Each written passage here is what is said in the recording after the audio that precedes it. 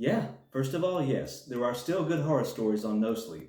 Let me explain. r/NoSleep has been around since 2010. It's a subreddit where writers can post horror stories of a very specific first-person format. It's seen some runaway hits like Baraska and Pen Pal, but lately I've seen some complaints that the community has slowed down and things just aren't as vibrant as they used to be. Now, readership is not what it was 15 years ago, or even during lockdown when people were online more often.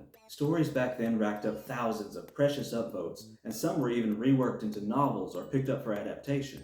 Today, even hot stories don't get the same astronomical upvotes as they once did, and the top of all time list looks pretty much the same as it has for a long time. But even if the community is not as sprawling as it once was, there are still talented writers uploading good stories on there just about every day, for free. So I'd like to offer a few recommendations for you today. For this list, I wanted to focus on new stories that I've read since I started writing on there myself. Previously, I've been a part of the lurking class for a long time, and I love the same top-ranked stories that everybody else enjoys too. I'll always love Something Walks Whistling. That's probably one of my top favorites. And I'll never forget My Wife's Been Peeking for giving me one of the most frigid chills of any online horror story I had ever read. But there's so much more to No Sleep than the top-ranked stories that all came out 6 or 7 years ago. New stories are uploaded all the time, and there's no shortage of very good ones, so I'd like to share a few of my favorites. Now, I don't want to spoil anything here because I really do want you to go and read these stories for yourself and find some new favorites of your own.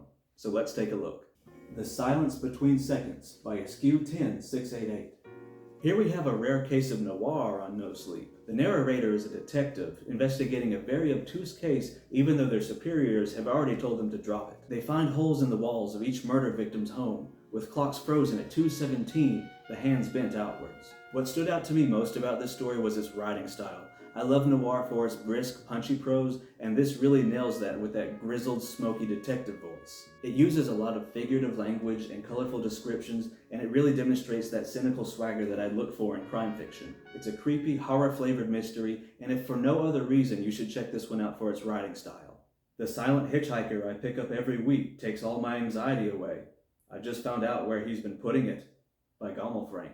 Stephen King's It understood that while children are easy to scare, adult fear is more complicated. Kids may be afraid of simple things like monsters or clowns, but for adults, fear can be more abstract and existential. Burdens, uncertainties, hard feelings that seem out of place. This writer is very skilled with working within that grown-up world of fear. In Silent Hitchhiker, our narrator is overwhelmed with anxiety, nearly crushed by the weight of finances and work and a solitary life. The only relief they can find is out on the road, picking up hitchhikers in the middle of the night. And one of these writers has a gift for him, the ability to take away his anxiety. The effects are temporary though, and our narrator has to return to that lonely stretch of highway week after week to find the hitchhiker and find any relief. Over time, it becomes an addiction. But as addictions go, you need a stronger dose each time to get anything out of it. Our main character has to increase the stress in their own life to trade for relief, making things intentionally worse for themselves over time. You can understand the main character's reasoning and motive, and it's easy to see how someone in that situation could be swept away, how something that used to help has become harmful. The water park I worked at last summer obtained a shark statue that was discovered abandoned in a lake. They should have left it there. By Heather Alicia. I love it when a writer can take something familiar and spin it into an urban legend. There actually is a shark statue sitting at the bottom of a lake right now. Maybe you've seen this picture floating around online. Horrible, right? Well, in this story, a shark statue just like that was yanked from the murky depths of a lake and installed at a water park. The park attraction in question is known as the Maw, a huge water slide that drops riders out into the pool with the shark. The shark statue has been mechanized and put upon a track so that it can lunge at swimmers when they fall into the pool. It would be terrifying enough to see this thing underwater in the daylight, but our main character is a maintenance tech, and they have to service the machine at night. They dive into the pool one night, only to find that the animatronic might not be inanimate after all. I love how this writer uses a real-world statue as a launching point, playing off the dreadful photos we've seen online. Anyone with submechanophobia ought to get a kick out of this one. And this story actually expanded into a series, so if you're looking for something that you can read over several days, here you go. I bought a house in an abandoned town to get some peace. I think it's fixing me instead. By Soft Statement 7443. I'm including this story because it really made me think. We find our main character on the smoldering end of a burnout. No job, no relationship, no life as they knew it. To start over, they move to a quiet house in the middle of a ghost town. Gradually, they feel this compulsion to fix things. A picture frame off by an inch. Little flaws like that. It's automatic. They do it without thinking of it. Then this compulsion takes over more and more, creating perfect symmetry throughout the house. Nothing out of place, nothing less than perfect. And as the story goes, the narrator discovers that they're changing too. The house isn't just forcing them to create order, it's fixing their own personal flaws as well. And it got me thinking, if you could fix your own personal flaws and imperfections, would you? And who would you be without them? Like them or not, your flaws are a part of who you are. The way you cope with them, live with them, or try to fix them all shapes your personality. And without them, you would be somebody else. Flawless maybe, but not yourself. As you read this story, put yourself in the narrator's shoes and see what you would do. I work as a clown for a carnival in the middle of the desert by Middle Eye 882. It starts weird and gets even weirder. The writer wastes no time letting you know that there's nothing normal about the world our characters live in, but they all have to act like it's business as usual. As the title says, we join a clown, named Bubbles, for a colorful slice of life in a bizarre carnival in the middle of nowhere. Bubbles has a few interesting traits, including the inability to recognize his own face, but the clown makeup helps with that. It also helps us get acquainted with the clown as the real version of this character. Who is he behind the clown paint? It doesn't matter. He's simply not there. Bubbles doesn't talk either. We don't know if he can't talk or just chooses not to, so he has to engage in nonverbal communication with staff and guests. But since he's the narrator, he still clues us into what he's thinking. It's an interesting choice, and it lets us inside the mind of an otherwise silent protagonist. As for the carnival itself, I don't want to spoil anything, so I'll just leave you at the gates. Okay, I'll just say that on the inside, it seems like anything could happen to anyone, and the guests are just as strange as the staff. And I would love to spend some more time there. So if you're in the mood for something offbeat, this one is a very unique funhouse of weird horror. Sleep Deprivation Demons by Personal Bubble of 90 Feet.